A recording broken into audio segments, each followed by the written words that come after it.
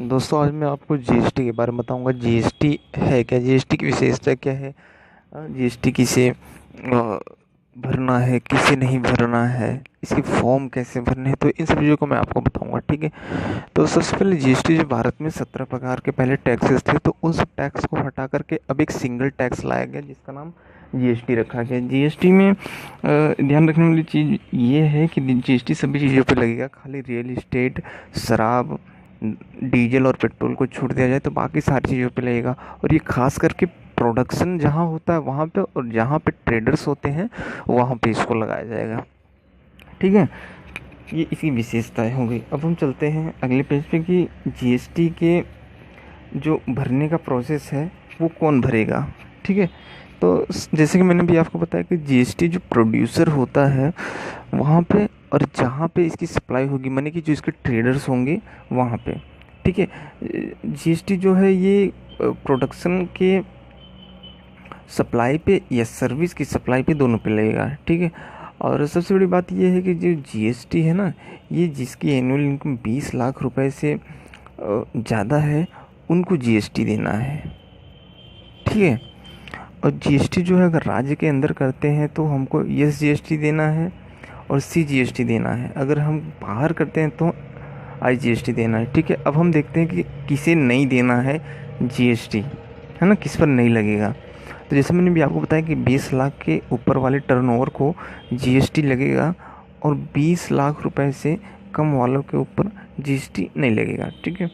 और जीएसटी जैसे जो ज़मीन की खरीद या बिक्री करते हैं उनके ऊपर भी जीएसटी नहीं लगेगा। और जीएसटी जो है वो जो किसान होते हैं, किसानों के ऊपर भी नहीं लगेगा।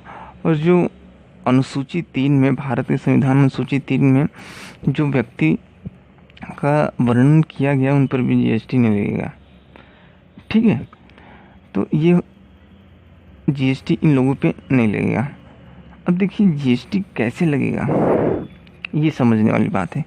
जैसे देखिए, अगर हम राज्य के अंदर किसी स्टेट के अंदर सप्लाई करते हैं तो हमको सी जीएसटी और यस जीएसटी दोनों ई ग्रेड से देना होगा। जैसे मान लीजिए अगर 5% जीएसटी है तो उसमें से 2.5% स्टेट लेकर लेगा और 2.5% सेंट्रल ले लेगा। ठीक है। तो ये इसके इस प्रकार से जीएसटी की लगने की प्रोसेस है ना। ऐसे भारत के बाहर अगर हम माल या सामान दोनों को बेचते हैं तो इसको बेचने पर आईजीएसटी लगेगा। ठीक है। अब हम इसके कंपोजिशन प्रोसेस को देखते हैं कि जीएसटी का जो कंपोजिशन प्रोसेस है वो कैसा है। ठीक है। तो ध्यान दीजिएगा कि जैसे अगर 50 लाख रुपए के ऊपर अगर एग्रीगेट टर्नओवर तक कर रहे हैं किसी एक पर्टिकुलर स्टेट के अंदर में, तो जो बिजनेसमैन होंगे उनको कंपोजिशन जो फैसिलिटी होगी वो जैसे नीचे दिया गया उस हिसाब से होगा। ठीक है। जैसे रेस्टोरेंट के लिए है 5% फिक्स्ड है, तो उस 5% में से 2.5% स्टेट ले लेगा और 2.5% सेंट्रल ले लेगा।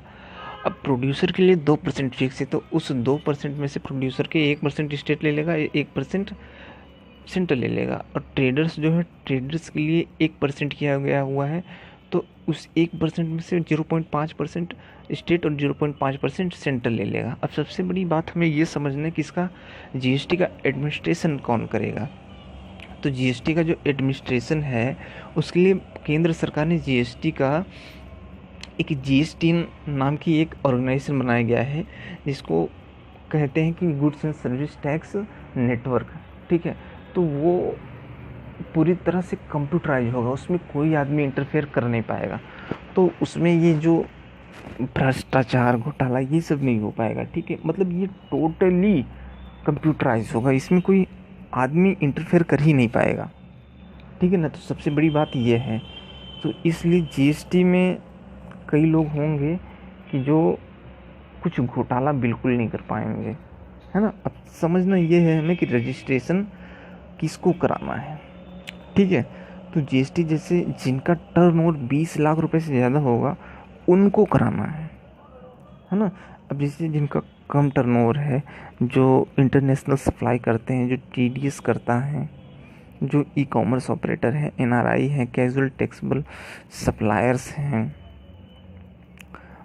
जो प्रिंसिपल की ओर से सप्लाई करने वाले एजेंट हैं, जो इनपुट टैक्स डिस्ट्रीब्यूटर्स हैं, है ना, ऑनलाइन इंफॉर्मेशन सप्लाई करने वाले हैं जो भारत के बाहर कहीं इंफॉर्मेशन सप्लाई करते हों, उनको रजिस्ट्रेशन कराना है। ठीक है, अब हमारे लिए सबसे बड़ी समझने वाली ये बात है कि अब रजिस्ट्रेशन कैसे कराना है। ठीक है, तो अब ये समझिए, रजिस्ट्रेशन जैसे जिन्होंने अभी तक रजिस्ट्रेशन करा लिया है तो उनको खाली जीएसटीएन पे माइग्रेशन कराना है। ठीक है, और ये 3 महीने के अंदर माइग्रेट कराना है ना। सबसे पहले अगर हमें रजिस्ट्रेशन के लिए जीएसटीएन पोर्टल पर एक एप्लीकेशन दिखाना होगा। ठीक है, तो एप्लीकेशन दिखाने के बाद 3 दिन के अंदर हमारा रजिस्ट्रेशन हो जाएगा। ठीक है, तो टीन जो होगा वो 15 डिजिट का होगा, जो कि पेन के ऊपर, जो हमारा पैन कार्ड है उसके ऊपर डिपेंडेंट होगा। ठीक है, अब उसके अंदर की प्रोसेस क्या है, अब उसके अंदर कैसे रजिस्ट्रेशन कराना है वो हम समझते हैं। ठीक है, देखिए जैसे अगर हमने रजिस्ट्रेशन कराया, ठीक है, तो जीएसटी रजिस्ट्रेशन 1 में हमें टैक्स को फाइल करना है ना। जीएसटी रजिस्ट्रेशन 1 में हमें टैक्स को फाइल करना है। ये सारा प्रोसेस जो ये www.gst.gov.in पर करना है। और आपके सभी डॉक्यूमेंट पीडीएफ और जेपीजी फॉर्म में होने चाहिए। जो आपका डॉक्यूमेंट होगा वो पीडीएफ वो मैक्सिमम 1 MB तक होना चाहिए, है ना। और जो आपकी फ़ोटोग्राफ होगी वो मैक्सिमम 100 KB तक जेपीजी फॉर्म में होनी चाहिए। और इसमें आप अपनी जो बैंक का इन्फॉर्मेशन है वो बहुत केयरफुली, बहुत सावधानी से बताएं। एक भी डिजिट जो है उसका इधर उधर नहीं होना चाहिए। ठीक है, क्योंकि सारे रिटर्न जो है आपके इसी अकाउंट में आएंगे, है ना।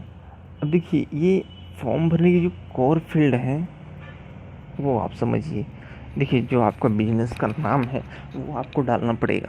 ठीक है, उसके बाद जो स्टेक होल्डर्स की डिटेल है आप ही वो डालना पड़ेगा। फिर प्रिंसिपल प्लेस ऑफ आपका जो बिजनेस है वो डालना पड़ेगा।